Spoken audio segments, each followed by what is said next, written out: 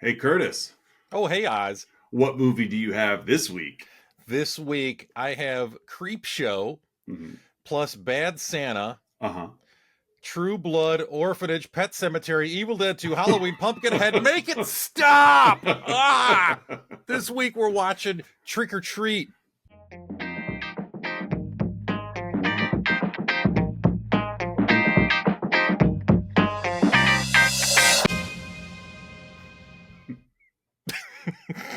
You really got rolling on those. Yeah, well, I don't know if there's anything original in this movie. It's just references to other movies. I could have thrown in The Howling. I could have, Yeah. it just, The there's, the brands of candy were original yeah, because they didn't want to pay the licensing, yeah, nor would they probably have gotten the licensing. So like, probably, hey, yeah. is it cool if we put poison in this candy? So No, no. no. Oh, welcome back, listeners and viewers, to another week of Let's Talk About Flicks, the podcast. We take a monthly theme. We are starting the second half of Holiday Horror Month, Yes. where all movies this month tie into a holiday. A With, holiday, yeah, not obvious. the holiday. And I know it's pretty obvious. They're like, why didn't you bozos do Halloween? Because we didn't. Yeah, we just chose not to. Yeah, we just I- chose not to. We didn't I mean- do Thanksgiving either. You'll go home for the holidays in a body bag. Still, one of my favorite like trailer lines. Oh ever. yeah, in a body bag. In a body bag. The full length feature is not terrible. I watched it around Thanksgiving. Yeah, And it's what you would expect from an Eli Roth movie. sure. You know, pretty thin on plausible plot. Yeah, But it's fun. Like fun enough. Yeah, there's gore and it's fun. I know I would have probably liked it more if he would have stayed with that like 80s VHS aesthetic. Sure. But it's 2024. That wasn't going to happen, but that would have been cool. I would have been really thrilled with that one, but not bad. So we are here this week, though, to talk about Trick or Treat. But before we get rolling, we want to give a shout out to our Patreon subscribers: Don S., Aaron A., Mandy K., Melissa L., Colleen K., and Lyle M. Thank you for your patronage. Yes. We celebrate a holiday with you. Yes, and we did not come trick or treating at your house because, as we find out in this film, a lot of bad things happen on Halloween on this block. Yeah, unless you follow the rules. Unless you follow the rules. Follow the Halloween rule. Yeah. That's what you do. It's an anthology. It's a lot of rules with Halloween. There's a lot of rules with the horror genre anyway. True. And so I figure if you're gonna have a holiday focused on the horror community, then you gotta stick with the rules. Yeah. I think this made up a lot of rules, though. Yes, it did. Yeah. You were saying that this movie is definitely an anthology. It's an anthology film. I like it though because it's got kind of a Pulp Fiction feel to it at times, where jumping around in the time, where you get characters crossing over into other people's storylines, but like not in a chronological time frame, which I kind of enjoyed. Sure. It's like, oh, there went that guy, and then he's back in a supporting role as the same character in another storyline. So it's kind of cool. So different camera angles for different things. Yeah, and yeah. It was. We'll get to it. I thought it was well shot film. Yeah, it's a good enough movie, and I think that'll kind of come up a little bit later on, at least for me. I got a feeling you probably like this one a little better than me. Well, I can. But, yeah, and I'm not. I'm not one of the. I'm definitely not one of those like cult film lovers because this has got quite the following. I can understand why, but coming out in 2007, like I've already seen my crop of horror films. Yeah, like you said, I don't need them put into like a Cliff Notes version of this is what effective horror looks like, guys. Like, I'd rather spend the time watching the films that inspired this one. Yeah. So, being an anthology film, though, we have a lot of characters. Yeah, that we do. A lot of storylines, a lot of people. I'm just gonna kind of go kind of quick here. Yeah. I mentioned Dylan Baker. He plays Principal Stephen. It's not Stephen, but that's his name. But he plays a principal in his Beyonce. Storyline. Exactly. Principal Steve. He plays the main character in his storyline, but he's a principal. We've got everybody in the cast list is just going by name, so I'm looking for. Yeah. We've got Anna Paquin, who is she plays Laurie. She is the lead in her little storyline. Yep, spelled exactly the same way as Laurie Holden in Halloween. Also, Laurie Strode. Strode. Laurie Holden wasn't in Halloween. Oh yeah, Laurie. Well, it's yeah. Laurie Holden's not in Halloween. Brian Cox makes an appearance as Mr. Krieg. Yeah, he's the main character in his storyline. We've got a fresh-faced Leslie Bibb. Yes. Not really she's just kind of in the intro. She's got kind of the inverse Drew Barrymore role, because it's like this was still early Leslie Bibb, but it's like now we recognize her as opposed to before she was plucky reporter in the first Iron Man movie. Exactly. And then really just Quinn Lord as Sam. I mean, there's a whole bunch of other people, but they're just window dressing. Like, none of them are overly super important, and you're not going to recognize the names, nor are you going to remember the character names. So not important. They're not important. No. They're Maria and Danielle and Janet and Henry and Charlie and Macy and Sarah. And, it doesn't matter. Nope. Like, it doesn't matter. And so I guess to that, it almost feels like Friday the 13th-esque of like, there's 13 teenagers in this movie, and I don't remember any of their names. Yep. Just you remember how they died, but that's it. It doesn't matter at all. So that's it. And I Zip plays Spite the dog. Zip. Yeah, not Sprite. Spite. No, Spite. So, Spite. But really, Dylan Baker, Anna Paquin, Brian Cox, Leslie Bibb are the only names you're going to recognize. Yeah. Yeah, and they all do a fine job. Yeah, they do with fine. What they have. I don't think anybody like dropped the ball in this movie. No. It's pretty run of the mill. So, all right, hit it with your 7 plots. Yeah, yes. So I did break this up. I know Wikipedia did the same thing, but as opposed to trying to tell it linearly over the course of the film, I just broke it up into each story. I will try to reference, the moments where the stories cross over, but yeah. And as we were talking pre-show, this is not a movie I grew up with. I saw it once when it came out, 16, 17 years ago. And then second time prepping for the show. Yep. So we open up on Halloween night. We have kind of a drunk, middle-aged couple is coming back from a party. And we see we get a POV shot from across the street is watching Leslie Bibb's character blow out the jack-o'-lantern. She hates Halloween, Oz. She hates it. She can't wait to, like, it's, Halloween's over. Let's get all this crap out of here.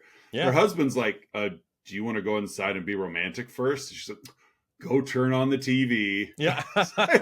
Like, what kind of sad sack is this guy where she's like, like, have relations with my husband or stay out here in the dark and take down all the Halloween decor instead of being with my husband. And he's like, I'll wait. I got my Vidya to keep me busy. Right. Could have stayed out there and helped her and expedite the process. But Nope. He wanted to go inside and watch his Vidya. So he does that. And of course he does scold her first as she blows out the candle. You might upset somebody. I caught it more this viewing than I did the first one. But again, it's been a long time. Like, there is no subtlety in this film. No. Oh, God, no. Like, everybody's got Hulk hands. That's how heavy-handed it is. Hulk hands. But yeah, this scene, if we talked about, the scene establishes the rules of Halloween. Yeah. There are rules you play by, and if you don't play by the rules, then that's when bad things happen. Yeah. I hate Halloween. After, as I put in I'm going to read verbatim what I put in my notes here. I hate Halloween. After she tells her Randy husband to go inside and put on the tape labeled Nature Special. Her Randy husband. Randy. She dressed as a robot. I think so, yeah. And he's just dressed as like an executioner or something. Yeah. Like, it's for somebody who hates Halloween, she had a pretty sweet costume. Well, you could tell hers looked homemade. His was like off the rack at Spirit Halloween, and hers was, I hate Halloween because I spent 18 hours on this costume. Like, I went to 6 different HVAC stores to get exactly, yeah. So yeah, so she's out there cleaning while he's inside watching Nature Special. Wink, wink. And she's pulling like bed sheets off of these sort of humanoid figures that they've mounted in the yard. Right. And of course, one of them attacks her. And we see blood splatter. This killer and her, they end up underneath this white sheet, and we see blood just splattering everywhere from the out inside. On the sidewalk as kids are walking. Like kids are out still trick-or-treating. And this blood splatters, and they just kind of scream and run away. So later, Henry wakes up as Nature Special is just ending. Yeah.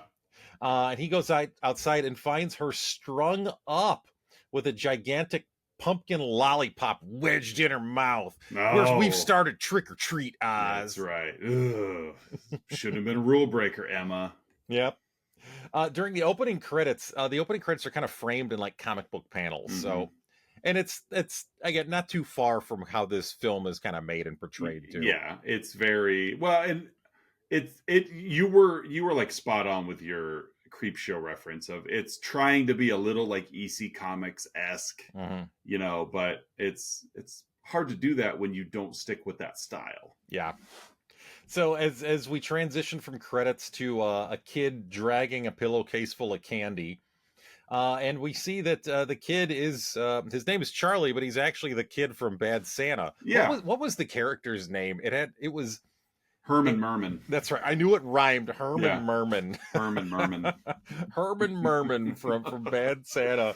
He's knocking jack-o'-lanterns off the fences, and as we've already established, that's a no-no, Oz. Don't break that rule. That's against the rules. There is no posted set of rules. There's no like 10 commandments of Halloween. There's just I've decided that's a rule. And I'm realizing I should have put either 10 commandments or the rules of engagement into my movie Marriage as well. And so he's doing this, and he walks up to a house, and you know it's one of those houses where they put the bucket of candy out, and there's a label that says "Take one" in all caps. If you take more than one, you're breaking a rule. Breaking a rule. So of course he's the kid from Bad Santa, and so he's like stereotypical fat kid. Yeah, and he's learned from the best. He's learned from Billy Bob Thornton on how to be bad on a holiday. Yeah, and I hate using language like that, but again, like this movie was made in 2007, and that's exactly what it wants you to think. Yeah, he's the fat kid. He's the ugly, gross fat kid. He's walking around by himself. Yeah, you know, he's just like you said, a ridiculous amount of candy. Yeah. Yeah. So he just digs his hand into this bowl and just takes out a huge handful. And as he does that, he's confronted by Principal Stephen, Dylan Baker. Steve, he sits him down on the stoop. Turns out it's Steve's house. Steve gives Charlie a candy bar as he starts like aggressively carving a pumpkin. Yeah, it's like, he was, and complete with, and it's one of my biggest pet peeves in horror. Easily one of my biggest pet peeves in horror is the sliding a butcher knife across any object to make the metal on metal sound when it's not metal. It drives me insane. They'll take Michael Myers will take a butcher knife out of the drawer slowly and casually, and it's shing, like no, and like he's carving a jack-o'-lantern, and it's shing, shing, shing. No, I put all of my silverware. They each have their own sheath. Yeah, and it's metal. It's stainless steel metal. Yeah. So that like if I need to take like a fork out, you know, to eat my macaroni, like Kraft macaroni and cheese, shing. It's just I obviously I don't let it spoil things for me, but it drives me nuts to like. Why is the Foley artist working so hard on something that isn't physically possible? Pumpkins don't give off that sound when you penetrate them with a knife. It's you don't know how much metal is in that pumpkin. It's true. You wouldn't know this, as pumpkins are naturally ferrous. Yeah. There's a lot of metal in that makes sense. Living an hour away from the pumpkin capital of the world in Morton. I'm surprised I don't know more about that. You should take a trip to Morton. Yeah. Ask them how much metal's in their pumpkins. Anyone will know. Yeah. You just stop someone on the street. Oh, that pumpkin there is 67% metal. Excuse me. What kind of pumpkin is this? Oh, that's an aluminum pumpkin. That one's made of nickel. Old boy's playing with the tin pumpkin. I don't know. I turned my pumpkin expert into Fred Gwynn. Oh yeah, well, he is. Yeah. Don't go there. That's a lead pumpkin. He'll sink to the bottom of the lake with that one. You will. Try this. It's a tungsten pumpkin. Tungsten. You got a periodic table in front of you. yeah, I do. So he's aggressively carving this pumpkin as Charlie is eating this candy bar that Steven gave him, and Steve tells him, that my dad taught me Halloween is about respecting the dead.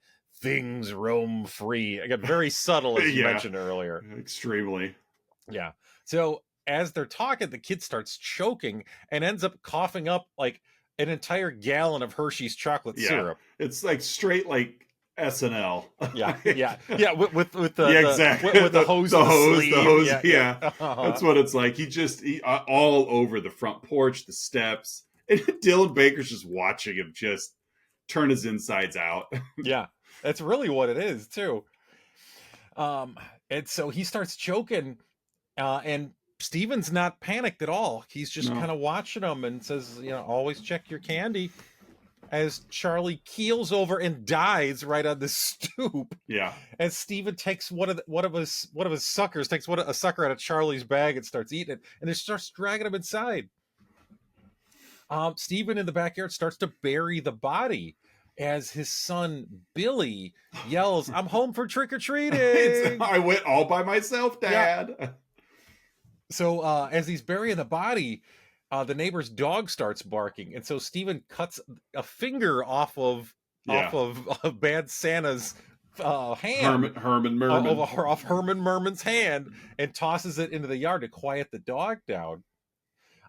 Actually, it's not Herman Merman; it's a different kid. Oh, Is it not? Yeah, that's right. It's a different. It's a different kid. So apparently he's poisoned multiple tonight. So yeah, he's had multiple dead children on his property. I wonder if he got this kid the same way and then cleaned up all of that vomit before Herman Merman showed up. If you look in the bushes, there's a shop vac. Right, yeah. Like all the kids that just followed the rules and took one, they were spared. They were fine. Yeah. It's all the ones who just dug their hands in. So, he tosses this finger to try to quiet the neighbor's barking dog. And this kid in the bag is actually still alive. And so he starts beating him with the shovel as he's shooing away the neighbor, Mr. Krieg, who heard his dog bark and came out to check on things. Again, Billy, Steven's son, is yelling from inside, "Dad, I want help carving the jack-o'-lantern. I need help with the eyes." Steve he's outside like hammering this child with a shovel, and he's like talks as his son Billy. "Daddy, I want to go to the parade. Daddy, I wish Mommy was still alive." I mean, there were some like black comedy bits throughout this whole movie. Yeah, this sequence is arguably my favorite, I think. Yeah. And it's fun. It's all Dylan Baker. So Steve walks inside, and as we see him walk inside, behind him we see Mr. Krieg, the neighbor, pounding on his window, crying for help, and then something tackles him and knocks him out of frame. So I wonder if that's going to come back, Oz. Probably not. Probably not. Just coincidence. Mm-hmm. So Steven's inside, and he goes down to the basement. That's where Billy took the item to be carved. Grabs a big butcher knife on his way down and hides it behind his back. Gigantic, of course. Leading us to believe that he's going to go downstairs and murder his own son. Yeah, but he goes down, and Billy's down there waiting for him, and on the table, ready to be carved, is Charlie's head. No. Ooh. He had a hook for a hand. Like, it just kind of has that like urban legend kind of vibe to it. Yeah, it's Herman Merman's severed head laying there, because that's the jack-o'-lantern that Billy needs help with the eyes. I need help with the eyes, and he was being very literal. I need help with the eyes, the human eyes. So that's the conclusion of the first segment in our anthology here. What did Wikipedia label it? Principle.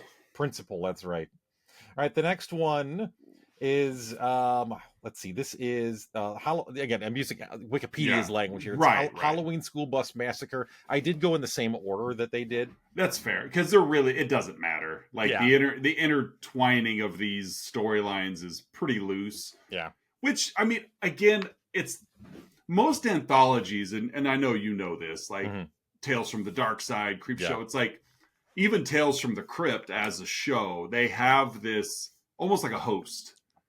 Yeah. And then they seem to somehow, like Body Bags by John Carpenter is another one, where there's some sort of host that then guides you from story A to story B, mainly because they're not related. And so I will give this movie a little bit of credit that they got rid of the anthology host and almost had the neighborhood be that host. Sure. To get all of their storylines to cross over. But then you take the 1,000-foot view and you're like, what a terrible place to live. Yeah.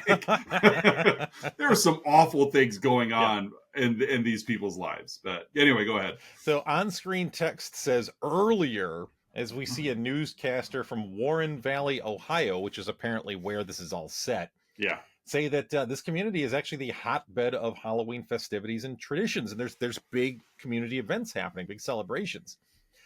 We see a little boy peeps on several college-aged women who are dressing, of course, in their sexy insert costume, right? For Halloween. They're in town for a big party, and we see Lori, played by Anna Paquin, who is not excited to be there. No, poor Anna Paquin, because she's a virgin. Yeah, it's her first time. She only says 49 times. Yeah, 22-year-old virgin at that. Yeah. No, what a loser. Yeah, I know, right? Sucker. 18 years shorter getting her own film. So the other three give her a hard time, and one of them is her older sister, Danielle. So Lori, as the other three go off to this party in the woods, a big bonfire that they're going to have, and Lori stays in town for the festivities. Well, because they all have to find a date. You have to take a date to this bonfire. And of course, she's shy and reserved. Yeah, that's why she's dressed like Little Red Riding Hood. Yeah, she's not scantily clad like the others are. Right. So we kind of cut to a different scene within this particular story, and we see a man and woman making out hot and heavy in an alley. Yeah. And as they're making out, he takes a big bite out of her neck, and she looks down to see blood, legitimate blood everywhere. It's running down her side, it's running down her arms. He bit her and starts chasing her, and we see fangs. Yeah. So you put the wrong title. Did I? You said Halloween School Bus Massacre, but you're talking about Surprise Party. We're talking about Surprise Party. But again, doesn't matter. Keep rolling with Surprise Party. Nope, you're right. So he's chasing her through the alley, and he ends up finding her and killing her and leaves her body propped up in front of a barber shop, just right there in the middle of this big town gathering. And because it's Halloween, it just looks like another prop. Yep. In the middle of this, we do see Emma and Henry, so Leslie Bibb and her husband from earlier, kind of strolling through. So this is set before the beginning. Lori and Danielle are talking on the phone, and Danielle hears a werewolf cry in the background, and tells her, come to the party. Come on. But be yourself. Yeah. Be true to yourself. Just be yourself. Yep. So be yourself. Lori / Little Red Riding Hood is walking to the party through the woods, and she knows she's being followed, Oz, and it turns out that the vampire from earlier has followed her, tracked her down in the woods. All alone. So to her friends, Danielle expresses concern for Lori. She says, she was the runt of the litter. Yeah. And the vampire just starts taunting Lori out here in the woods. My, what big eyes you have. Yeah. It's for those that haven't picked up, it's a Little Red Riding Hood story. Yeah, hint. It's a take on Little Red Riding Hood. So we cut back to the party, and a red cloaked body just falls right in the middle of this party.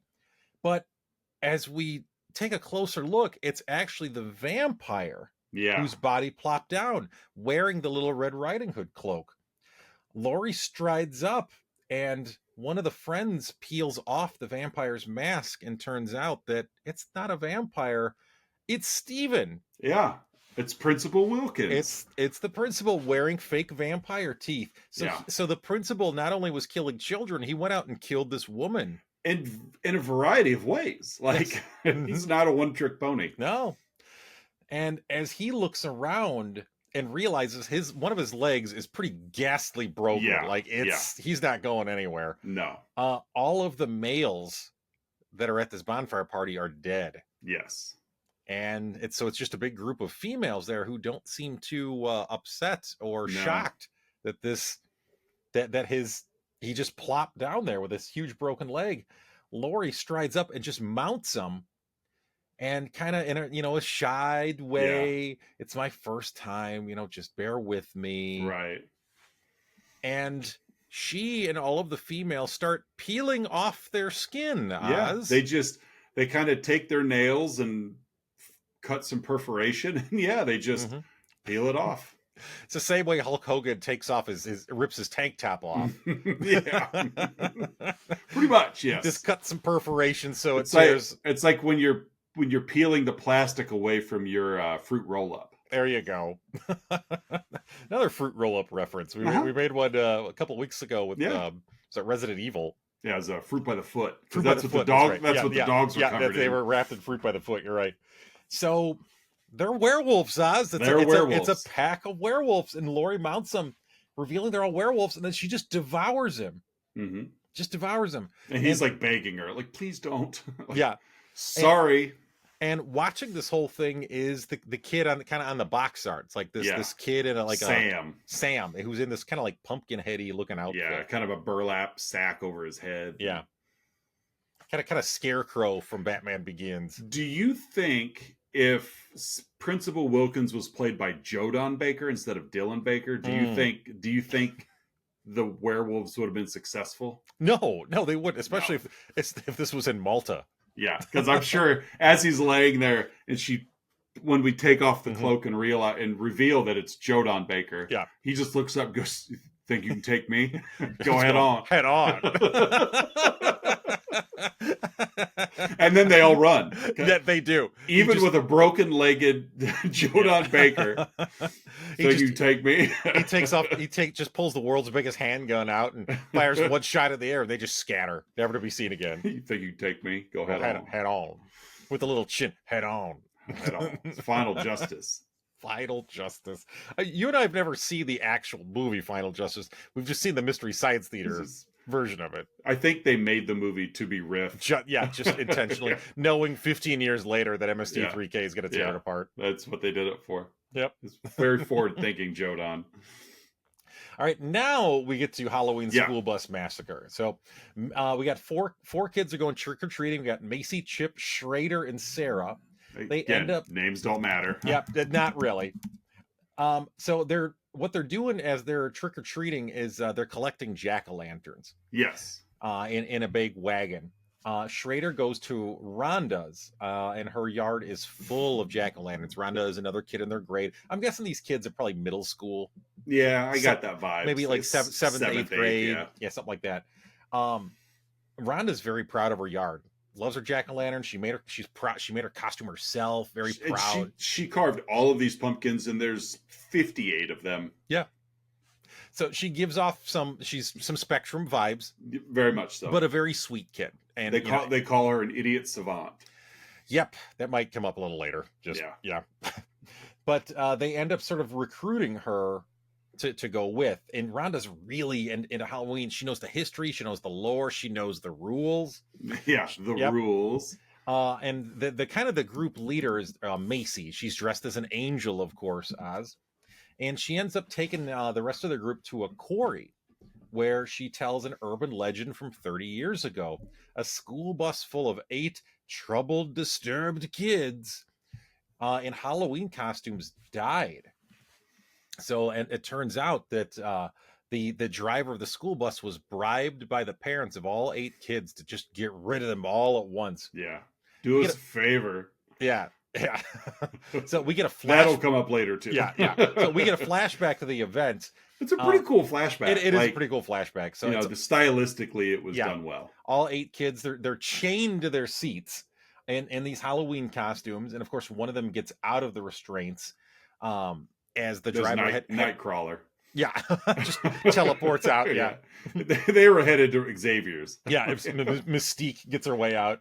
So the driver had pulled up to the edge of the quarry and it was just kind of checking on him one more time. And one of the kids got out of the restraints, hops in the driver's seat, and drives all 9 of them, including the driver, into the lake in the quarry. The driver he's terrified, but he does get out and escapes. So the Macy and these other kids had brought these jack-o'-lanterns to the quarry as like a tribute to these 8 kids who died. And of course, it must still be an active quarry because there's an industrial elevator there. So with power. Yes. Yeah. and no security. No, you can just walk right in. Anybody's welcome. Yep. Good fishing down there. It's the community industrial elevator. It's a community quarry. It's a great parks and district right, yeah. in this town in Ohio. And so 3 of the kids, Macy, Schrader, and Sarah, go down the elevator, leaving Chip and Rhonda. Chip is kind of I think the smallest, might be like a year or 2 younger. Yeah. He gave off like little brother vibes. Yeah. And so as Chip and Rhonda are waiting for them to send the elevator back up, they hear a werewolf, giving us a time perspective. Yeah. With earlier. They get in, they descend in the elevator, and as they get to the bottom, they see and hear some really creepy things. Rhonda ends up venturing out of the elevator and sees the partially submerged school bus sticking out of the lake. As she gets closer, she sees a mask floating in the water, like a Halloween mask floating. And as she goes to take a closer look, a hand emerges from the water, grabs her. She looks back and sees monsters eating Chip. Yeah. Guts everywhere. However, Oz, it turns out that the other 4 friends had pulled a prank on poor Rhonda. Really, really awful prank. Pretty much, yeah. Yeah. Pretty terrible prank. Schrader. They got it going pretty quick, though. They weren't down there very long. Yeah. They had their costumes all set to go, as well as their scuba gear for submerging of the lake, too. Schrader, who's the only one of the 4 that has some degree of affect and conscience, goes to console her, despite Macy being like, whatever. Yeah.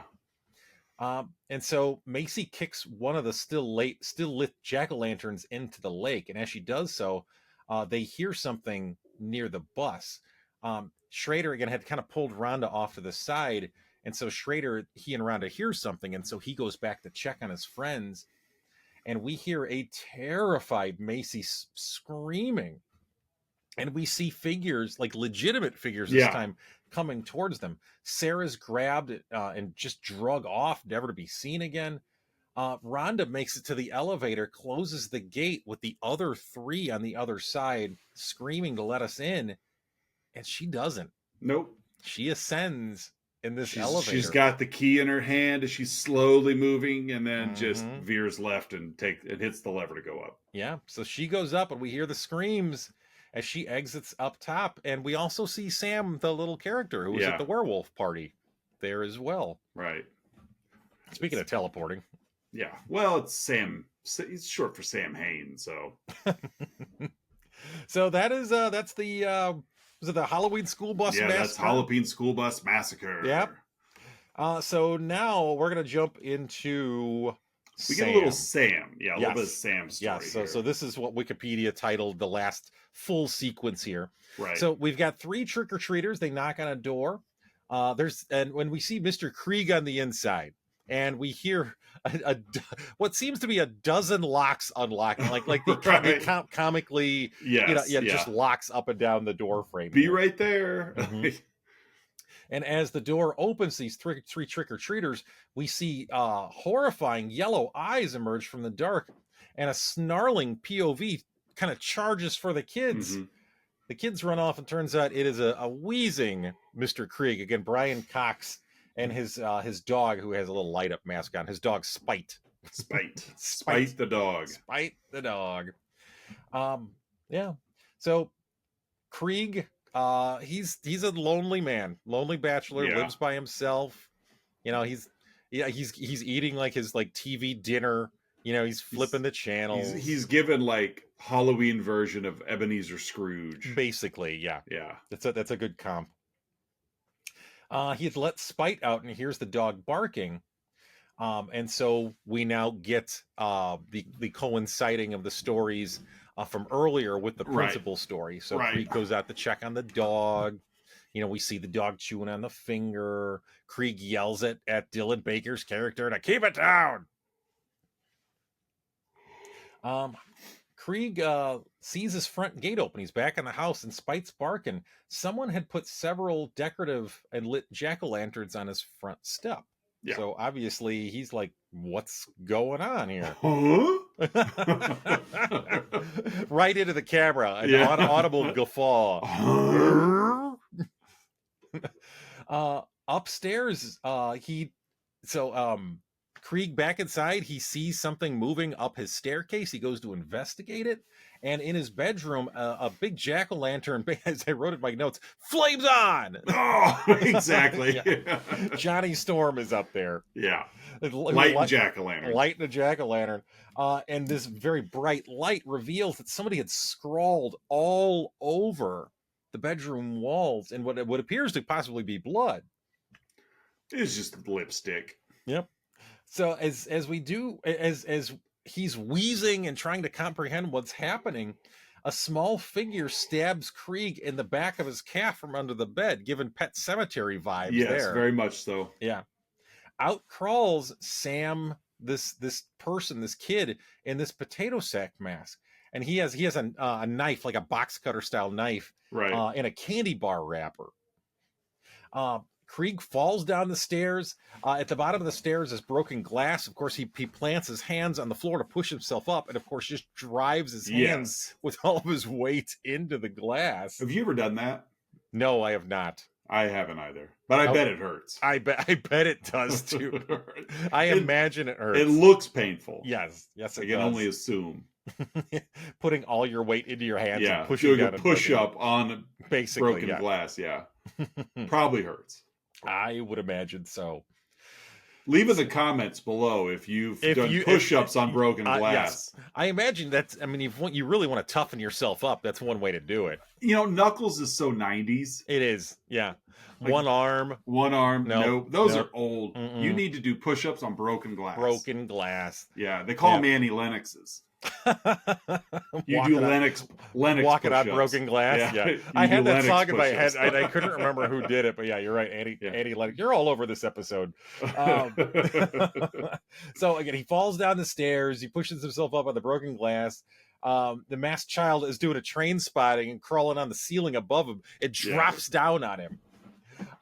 We get kind of a fun little fight sequence. He throws the kid off.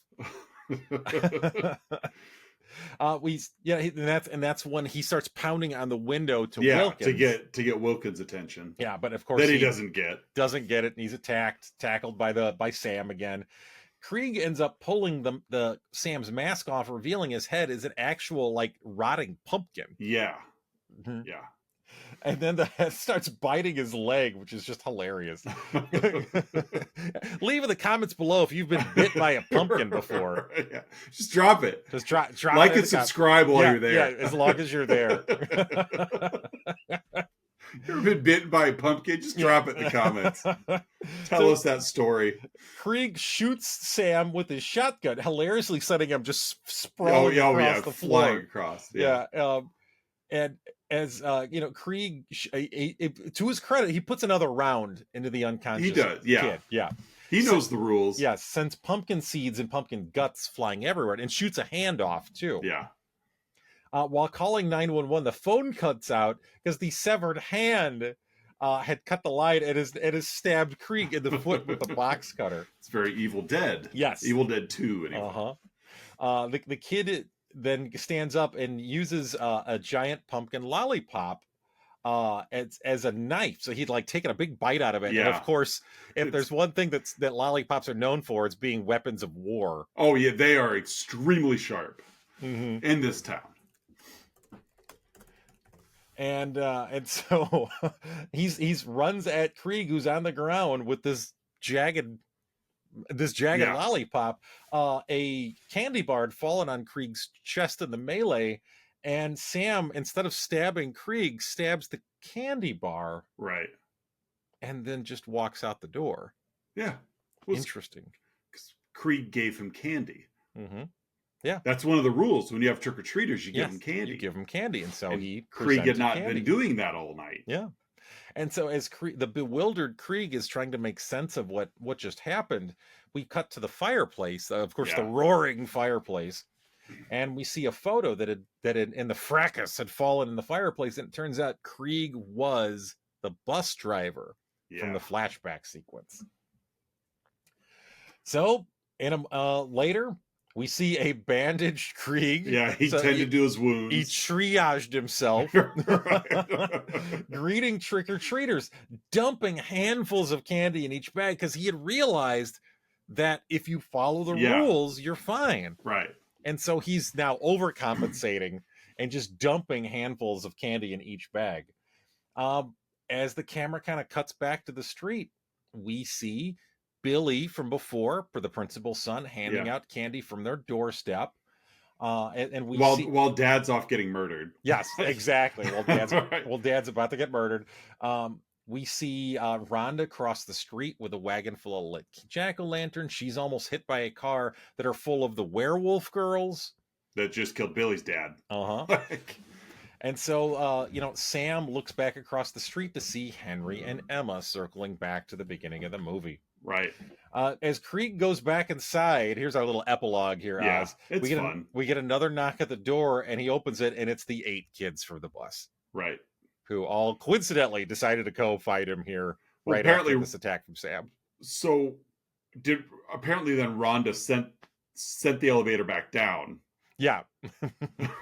Or Sam did, because Sam was there when Rhonda walked away. Maybe Sam sent the elevator back down to bring it back up. There you go. Yeah. Plot hole filled. There's our logic. Tighten up that plot hole. And Oz, my friend, that's 2007's Trick or Treat. Trick or Treat. This movie found its cult status as it made like no dollars at the box office. It debuted at Harry Knowles' Butt-Numb-a-thon. Ain't It Cool Harry Knowles? Yeah, Ain't It Cool Harry Knowles, the since been canceled Harry Knowles. Made like $28,000 at the box office. Oof. Yeah.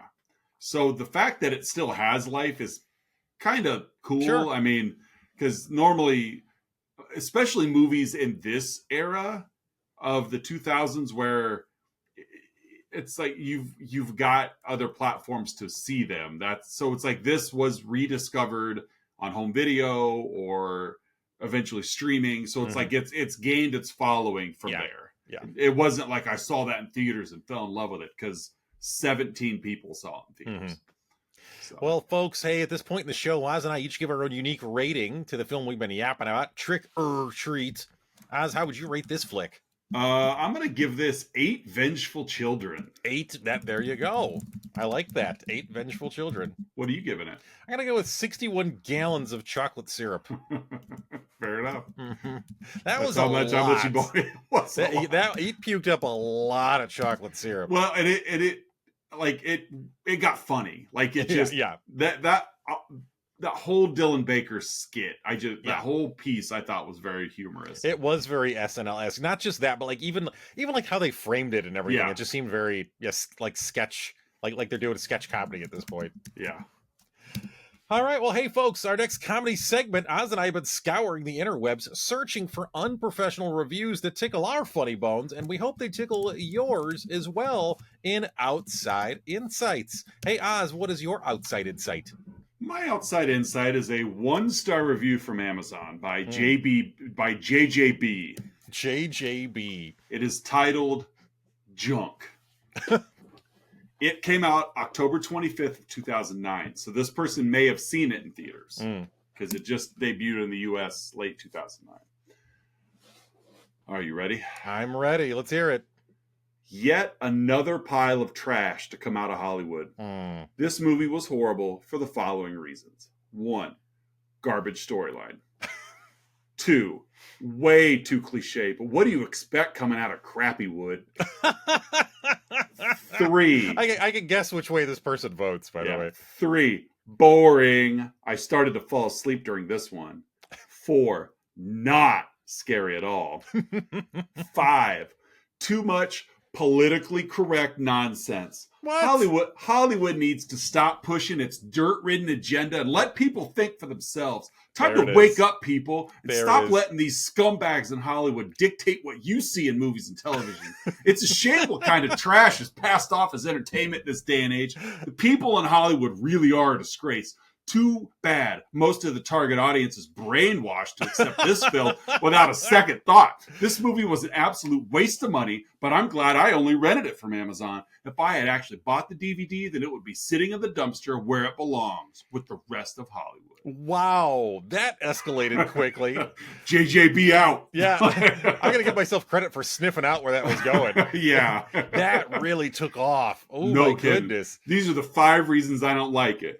1, 2, 3, 4, and then I'm gonna just explode. 1, 2, 3, 4, 5,000. Exactly, yeah. So thank you, JJB, for sharing in Amazon reviews your thoughts. What was politically correct about this movie? I don't know. Like, what was? I know this would have been pre-woke, but like that's where this person is. Yeah, this movie was so woke.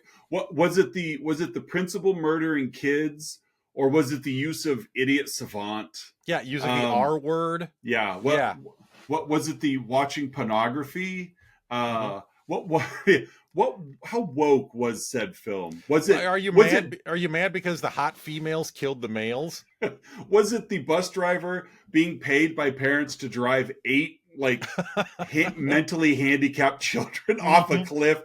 Oh, the Hollywood and their agenda. So just those Hollywood liberals. Can't believe them liberals. Of course they want to kill kids. Of course they want to kill them. Pro-life. I would love to watch this movie with that person. And I would too. Just tell me how you're connecting these dots. You'd have to keep nudging them though, because it's boring. That's and right. It's totally boring. Fell asleep. Yeah. So. It's Hollywood and their Halloween rules. Yeah. What's your outside insight? My outside insight is not nearly as long as yours. Fair enough. As always, it comes from the Internet Movie Database. It was left just a week earlier than yours. Mine was left in September 29th, 2009. Is also a 1 out of 10, and it was left by John 7485. I think big Dennis McKinnon fan. I see him sitting down trying to create his IMDb account. John, username taken. John 1, username taken. John 2. He just gets so 7,483 numbers later. He's at John 7485. Username available, and he's like, it's taking me 3 weeks to get this done. So mine is the subject line: awful, not scary.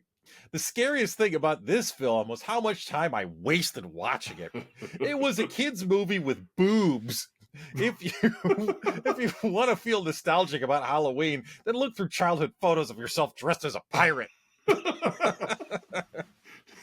Yes, that would be nostalgia. Yeah, that is technically the definition of nostalgia. Yeah, watching this movie, no. It was a kid's movie with boobs. Yeah, if you want to feel nostalgic. Boobs. I only think there was one set of boobs, and that was in the porn. Yeah, exactly. That the husband was watching. They weren't even one of the characters. Yeah, it was on a screen in the movie. Yeah, exactly. And even he fell asleep to it. Yeah. Boring. That character is actually the guy who wrote JJB. Who wrote your. He's just mad because his wife. He wrote it in character. He's still bitter that his wife got murdered. That's what he was doing. And before he fell asleep, as he wrote the review. Right. She's out there taking down decorations, so she could be pleasing her husband. Yeah. Stupid Hollywood, crappy wood. So that is our outside insights for this week, folks. Hey, it's that time you've all been waiting for. The Let's Talk About Flicks signature segment, the 3, 2, 1, in which Oz and I each share 3 goods, 2 bads, and 1 about this week's movie, Trick or Treat. Oz, what are your 3 goods? My first good is the and I kind of mentioned a little bit earlier, the creative way that the director demonstrated the overlapping of the film. Whether it be somebody walking by in the background from another story, or like you said, when the kids are down in the quarry and they hear the werewolf howl, just to show that there are coinciding stories going on, and we just happen to be seeing this one at this time. So I thought that was kind of cool, just the creative way to show like all this stuff was stacked on each other. Like it was all happening synonymously, and here's your little hints as to where we are in what story. My second one were the twists in the characters were fun. They all had a little something. Dylan Baker's principal being the murderer, and Anna Paquin being a werewolf. It was just kind of fun, the little twist. Even Krieg turning out to be the bus driver, and so those are fun. And third, this movie, despite telling like 4 or 5 stories, doesn't overstay its welcome. It's 82 minutes. It's pretty zippy. So, that just shows that each segment is shorter, 15 to 20 minutes, so they're kind of in and out. And so those are my 3 goods. I appreciated that. Yeah. What you got? I'm going to start with, I'll just zero in a little more specifically. I love Dylan Baker in this movie. I thought he was really good. He stole every scene that he was in. Even including at the end, like where he's terrified, or at the end of the werewolf segment, where he's terrified and it almost falls back on him too much, because right at the tail end there, you kind of pivot to like seeing it through his character. Yeah. But yeah, I thought Dylan Baker really knocked his performance out of the park. I think Dylan Baker and Ed Helms give off similar vibes. I could see that. Yeah, they're both kind of lanky, kind of narrow face. I think Ed Helms is much more directly comedic. I think Dylan Baker was very funny in this film too. I'll go with my second. Just the humor in this movie I thought was pretty good. It didn't take itself too seriously. And it's especially the first segment and the last segment, the principal segment and the Sam with Krieg segments, I thought were well paced, that had really good humor in them. And my last one, this movie had some fun music in it as well. We had the Ravenettes, Love in a Trash Can. We've seen them. Yes, we have, at the Double Door. Yep. We had Marilyn Manson's cover of Sweet Dreams, and we even had It Feels Good by Tony Tone has done it again. I like Tony Tone. Yeah. So those are my 3 goods. Hey, Oz, what are your 2 bads? My first one is Leslie Bibb taking Halloween decorations down on Halloween night. Like, yeah, who does that? Like, just get them in the morning. Like, I get it. You don't like Halloween. You're humoring your husband. It's like, come on, just let it be. Especially when there's kids still out trick or treating. You're like, are you handing out candy? Actually, no. Halloween is over at my house. So that's my first bad. And 2,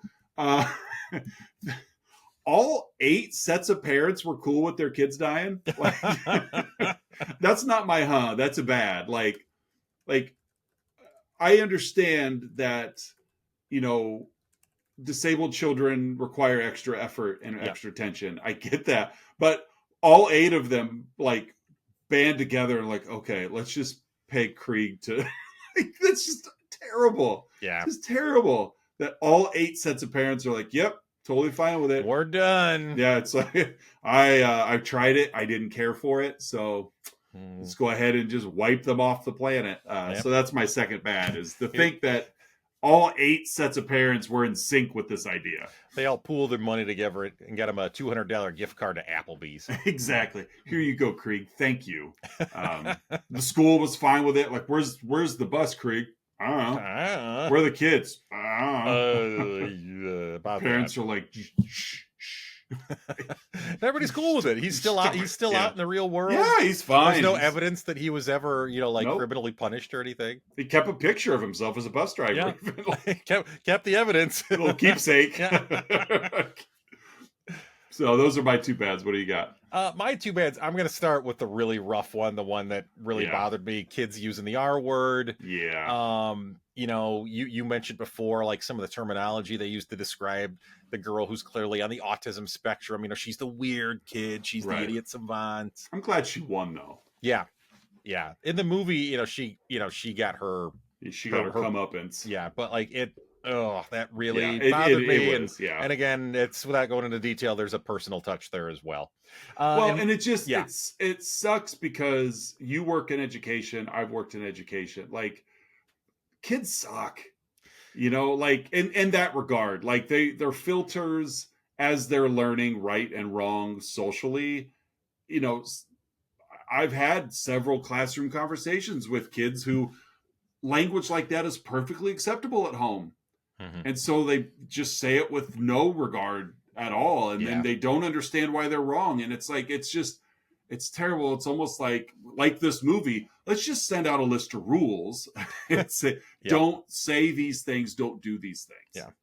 I will say, I know at least in my community, in the school I work in, I don't hear the R word nearly as often. I wish I could say I never hear it. But it's one that I don't hear nearly as often. I heard it. It definitely was heard more often when I taught in elementary. Sure. Yeah. So that's my first bad. Fair enough. My second one is just the nature of this movie made note-taking hard. Let's all pity Curtis for a moment. Poor Curtis had a hard time taking notes. I offered to take it. You did. Yes, because we flipped, for those who were really keeping score, we flipped the order of a couple of our movies this month. And so I had the lead for consecutive weeks. Which is fine, but right. It's not that big of a deal. No, but it's not at all. But I was like, I'll take it, and you're like, no, I got it. I'm like, okay, that's fine. But it's just with the anthology. I didn't even watch the movie. Yeah, I'm not even watching it if you don't want to share. I'm not gonna do it. You said you're gonna do it. Do it all on his own. Yep. Just gonna sharpen my knife. That's right. Yeah. In this pumpkin. So this movie. It's a real loud kitchen when I'm when I'm chopping vegetables or like slicing up chicken. Gourd, so loud. Gourds in particular because it's metal on metal. Shing, shing, shing. Just sparks flying everywhere, all over the place. So those are my two bads. What's your So do werewolves grow new skin, or do they just put their old skin back on? they just get a hot glue gun and just, right? I mean you don't want to just leave it laying around. That's just not environmentally friendly. So because we saw those ladies again in the car post camp. Did they just werewolves just get dressed again? Maybe they peeled the fur off. There was new skin under there. Possibly, but it's like you don't. I don't know. They seem to they morph and then morph back. Yeah. But these werewolves tore their flesh off to reveal the werewolf underneath. Yes. And so that's my is after they were done, I'm just picturing a bunch of female bipedal dogs walking around like, stop my arm. No, that's your arm. No, that's yours. That's yours, Shannon. They all come back just like patchwork. You done with the paste? That's right. They all look like calico when they come back. So that's my Do werewolves grow new skin, or do they just put the old skin on? That's fair. There's a kind of a C-list X-Men character. She debuted in the Generation X kind of sub team named Paige Guthrie, and her code name is Husk. And her mutant power is that she can literally husk her skin, and whatever she needs underneath, she can almost like manifest it. So like for instance, one time they were fighting vampires, and so she husked her skin off, and she had like wooden limbs underneath. Okay. So I was wondering. I'm glad that you went with that, because I'm like, that's one of those like mystery men type powers. Yeah. that was William H. Macy's power. Yeah, exactly. Yeah.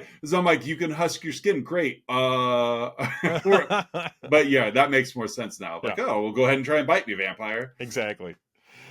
So my is for, this kind of relates to my second bad in some ways. I don't know why, but for an 82-minute movie, this felt really long to me. It did. And I think it was the in and out of the stories. That's probably it. And it probably also had to do with the note taking, just because and movies that I know I have the lead on that I'm not as familiar with, I admittedly I will overdo my notes. And so again, that's more on me than anything else. Yeah, it is more on you. Yeah, it's more on me. More on me again. More on Curtis. But it felt long partially because of my own doing. Right. Fair enough. Yeah. Yeah, I could see that. Yeah, there was a lot of there's a lot of layers to this film, not in a feminine mystique kind of way, like review what eyes are you looking through? But just because there's so many stories that, I could see where that would be a lot of note taken. Yeah. So that's Trick or Treat. There's not enough movie titles with a apostrophe letter in the middle. No, there's not. So maybe we'll have to find an apostrophe movie month. And there we go. Apostrophe in the middle movie month. It's true. We got one more movie to cover in holiday horror. We do, and I wonder what movie it's going to be since next week's episode will drop on December 25th. Yes, it will. It'll drop on Christmas Day, and so we thought it would be no better way to celebrate Holiday Horror Month and Christmas with Bob Clark's original 1974 Black Christmas. There you go. Happy holidays. Yes, to us from you. So when you rip open all your gifts and you're bored now, just tune in. Yeah. Tune into the old Oz and Curtis show. We'll take you down the path of memory lane to talk about 1974's Black Christmas. Yeah, gather kids around the fire, right? And we'll introduce them to a 1974 slasher. So if you were disappointed with your Christmas, just remember. In 1974, in Canada, it was much worse. For Olivia Hussey and Margot Kidder. There you go. Or if you're just disappointed in the hall, just tune into us and we'll brighten your holiday. That's true. We are the gift. And you can listen to us multiple times. Yeah. Yeah, please do. Like and subscribe. Comment below if you've liked and subscribed. Yeah. If you like it, comment below and tell us that you like it. And tell us how you because we don't get notified who likes it. We just see a thumbs up. So comment below if you've liked this or any episode. Yeah. And go back and comment on those episodes if you like those as well. Next week will also conclude this year for us. Yes, it does. Yeah. It does. It'll be episode 165 for us next week. Concluding the year of our Lord, 2024. That's right.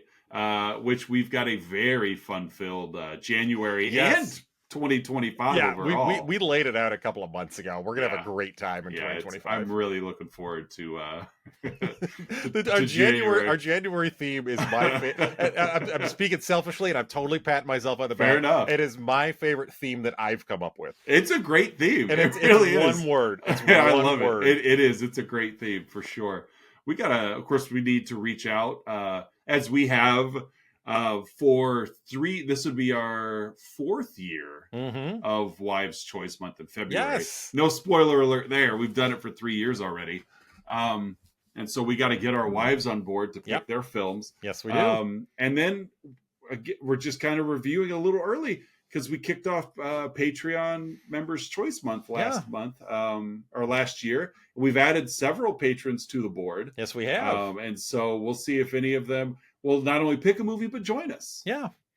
Yeah. And again, if you are interested in signing up to be a member of our Patreon army, we will include you. You can suggest a movie, and absolutely, we will cover that movie during Patreon Subscriber Month, which will be in March. Yeah, link down below. Comment down below if you intend to sign up for Patreon. Yeah, and then so that we can come after you. So no, do it. But no, we do. We've got a great 2025 lined up, and just so wide of a variety of films. yes, we do. There is a lot of variety in our films. But that's good because I think that we've done a lot of your Hitchcocktober, your there's a lot of Stephen King movies or but it's like I don't think I'm looking at this and I think every month gives us an opportunity to be diverse. Yes. So that's that. I like that. I like the creativity and fun and having next week's movie have no commonalities with this week's movie. So, but that does wrap up our next to last episode of the year. We will be back next week with Black Christmas. So if you don't like Christmas, tune in just to watch John Saxon. Yeah. He's a hunky man. He is a hunky man. He is a handsome man, John Saxon. Good chest hair plumage on John Saxon. And he knows it. Yeah, he does. He knows it. Of course he does. So I'd hate to get that caught in a zipper. Yeah. wonder how many times he's introduced himself as John Sexton. That's how I'm going to introduce myself from now on. Is your name John? No, it's Curtis. It's Curtis. But you can call me John Sexton. John Sexton. Oh, so yeah, Black Christmas. Yes. If you are familiar with Bob Clark, you probably know him for his other popular Christmas movie, A Christmas Story. These two movies are not related. That wasn't a sequel to Black Christmas? No, one of them is What Christmas is Like in Cleveland. The other one is What Christmas is Like in Canada. Yes. So Canadians don't like Christmas. All right. For another week of Let's Talk About Flicks, I'm Oz. I'm Curtis. We'll see you guys next week with Black Christmas. Shing.